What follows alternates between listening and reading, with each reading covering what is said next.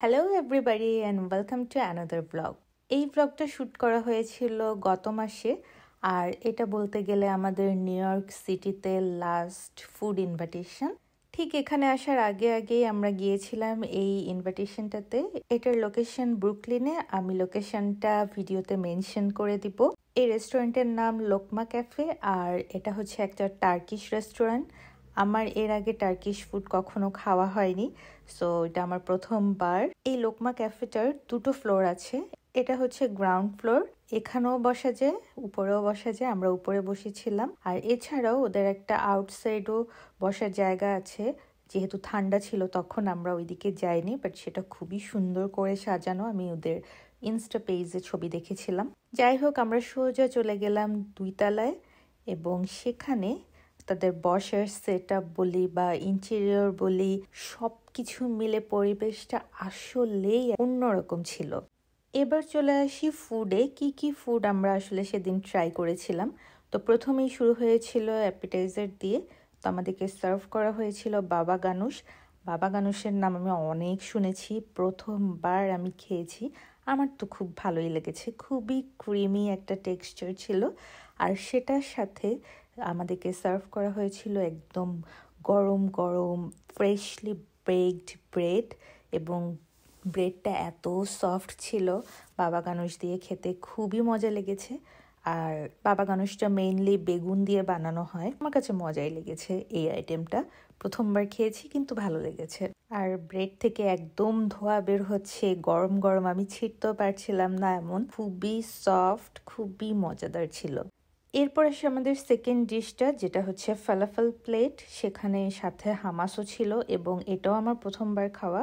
Hamas আমি আগে খেয়েছি, কিন্তু ফালাফলটা আমার অনেক মজা লেগেছে। এটা আসলে ডাল দিয়ে বানানো হয়, একদম বাইরের দিকটা একটু ক্রিস্পি টাইপের আর ভেতরে একদম সফট। ওদের সার্ভ করা যে চাটনি ছিল সেগুলো দিয়ে খেতে আমার অসম্ভব মজা লেগেছে। এরপর আসি মেইন ডিশগুলোতে। মেইন ডিশ ছিল মোটামুটি 3টা। প্রথম যে জিনিসটা সেটা ছিল চিকেন আদানা কাবাব। আমরা স্মল প্লেটটা নিয়েছি। যদি লার্জ প্লেট নিতাম তাহলে এখানে 2 পিস কাবাব সার্ভ করা হতো। চিকেন কাবাবটার কথা কি বলবো, আমার এ পর্যন্ত ইউএসএতে খাওয়া বেস্ট কাবাব। কারণ নর্মালি কাবাবগুলো হয় যে খুবই ড্রাই, আমি এখানে সব বেশিরভাগ কাবাবই এরকম ড্রাই পেয়েছি, কিন্তু এটা এত বেশি জুসি ছিল। আরেকটা সমস্যা যেটা হয় কাবাবে, সেটা হচ্ছে স্পাইস।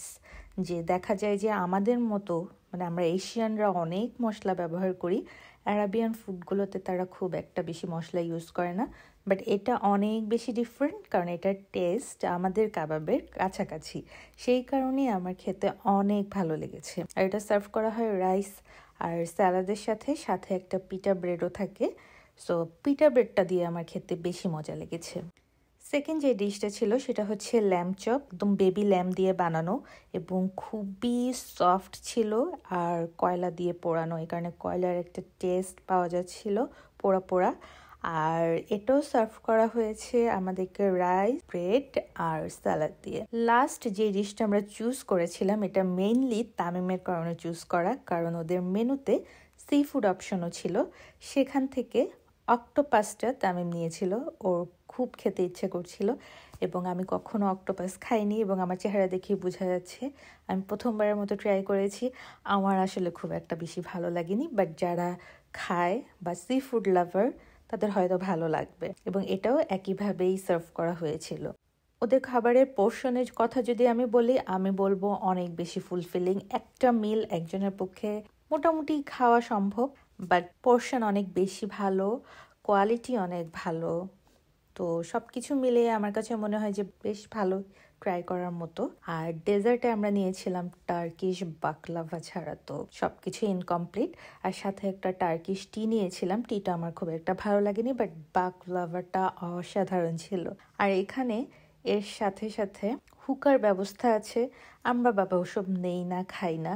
তো যারা খেতে চায় তারা যেতে পারে, কারণ সেখানে প্রায় 200+ হুকার অপশন আছে। Chocolate flavour, brownie flavour, strawberry flavour, আরও অনেক কিছু। সো আমি আসলে ওগুলো সম্পর্কে খুব একটা বেশি জানি না। সো এই হলো মোটামুটি আমাদের ফুড টেস্টিং ইনভিটেশনের পর্ব। যাই হোক, আজকের মতো ব্লগ এখানেই শেষ করছি। টাটা।